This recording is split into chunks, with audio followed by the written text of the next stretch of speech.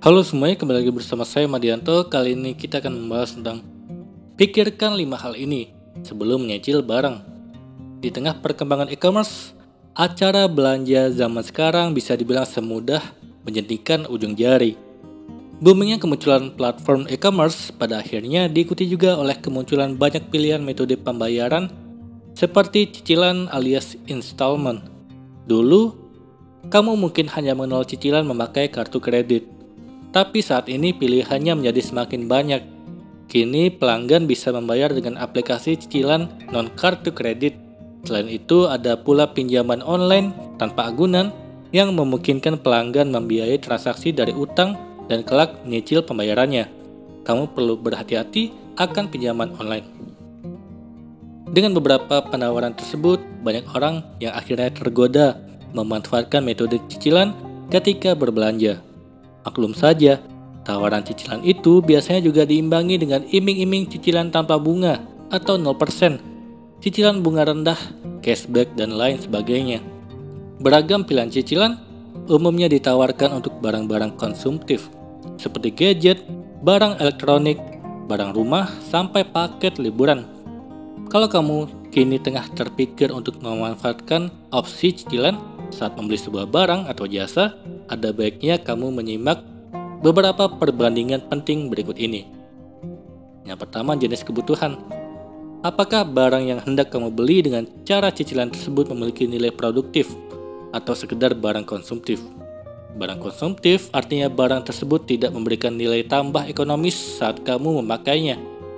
Ditilik dari neraca keuangan, keberadaan barang tersebut juga tidak menambah daftar aset yang dapat kamu perhitungkan. Misalnya, kalau kamu membeli laptop untuk mendukung pekerjaan kamu sebagai penulis, maka laptop merupakan modal usaha yang sifatnya produktif. Sebaliknya, kalau laptop hanya digunakan untuk pelengkap hiburan semata, nilai ekonominya tidak ada sehingga murni sebagai barang konsumtif. Begitu juga kalau yang kamu cicil adalah pembayaran paket liburan. Liburannya sudah lewat, tetapi beban pembayarannya masih berlangsung di masa depan. Tentu hal itu secara psikologis juga tidak menguntungkan. Opsi cicilan boleh menjadi pilihan apabila barang yang hendak kamu cicil memiliki nilai produktif. Tapi bila yang kamu cicil pembeliannya tidak memiliki nilai tambah ekonomis sama sekali, sebaiknya kamu mengurungkan niat untuk menyicil.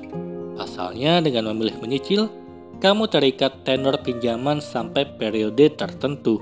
Keuangan pribadi pun harus menyesuaikan diri dengan beban cicilan tersebut.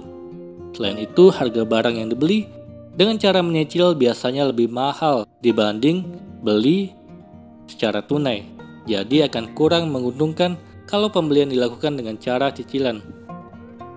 Kedua, kemampuan dompet.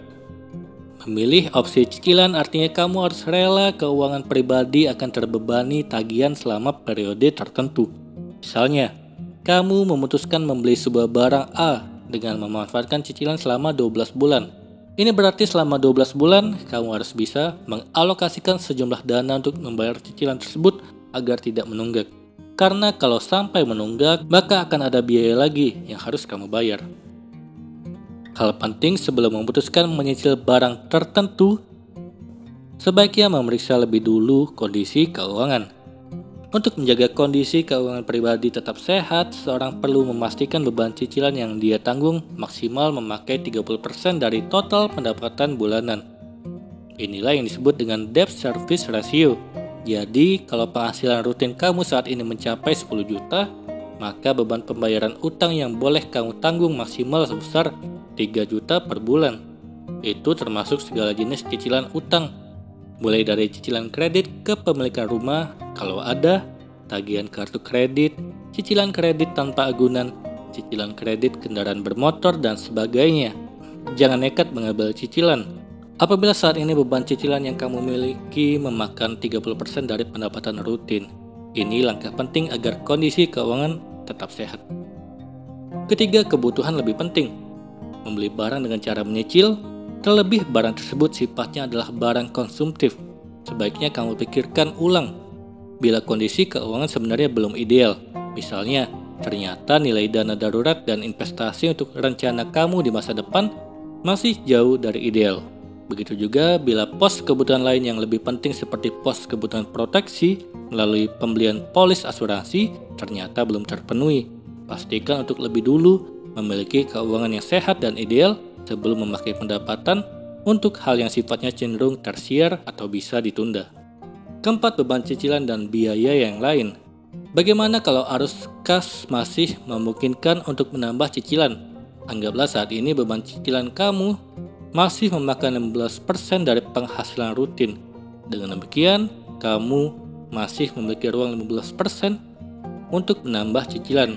Apabila memang barang yang hendak kamu cicil tersebut mendesak, opsi cicilan masih bisa digunakan. Terlebih dahulu, periksalah beban cicilan, termasuk di sini adalah berapa besar bunga dan berapa besar denda keterlambatan cicilan. Kalau bunganya ternyata cukup besar, apakah kamu sanggup menanggung pembayaran tiap bulan? Ingat, menambah cicilan berarti ruang keuangan kamu menjadi semakin sempit. Maka itu menghitung secara rinci efek cicilan tersebut, arus kas pribadi sangat penting. Kelima, lama cicilan. Arus kas kamu mungkin masih menanggung cicilan barang tersebut, tapi sampai berapa lama? Umumnya metode pembayaran dengan cicilan menawarkan tenor mulai dari 3 bulan sampai 24 bulan. Bunga cicilan biasanya juga dipengaruhi oleh tenor pinjaman. Makin lama tenor pinjaman, boleh jadi bunganya lebih mahal.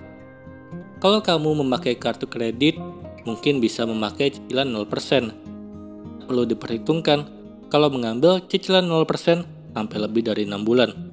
Misalnya ada biaya tahunan kartu yang harus kamu bayarkan kelak. Selain itu, perhitungkan juga efek lama cicilan tersebut terhadap arus kas pribadi kamu. Makin lama tenor cicilan yang kamu ambil, semakin lama pula beban utang yang harus kamu tanggung. Maka itu lebih baik bila memilih tenor cicilan yang tidak terlalu lama dengan nominal beban cicilan yang masih masuk dalam batas aman debt service ratio keuangan pribadi, yakni 30%. Dengan menimbang 5 hal tadi, semoga kamu bisa lebih berhati-hati sebelum memutuskan berbelanja barang dengan cara cicilan. Itulah tadi 5 hal yang perlu kamu pikirkan sebelum menyicil barang. Semoga ini bermanfaat. Sekian dan terima kasih.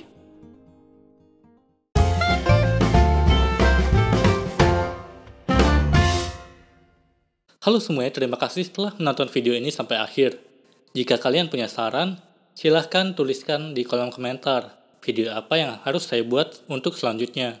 Dan jika kalian suka dengan video seperti ini, silahkan klik like. Semoga video saya bisa bermanfaat. Sekian dan terima kasih.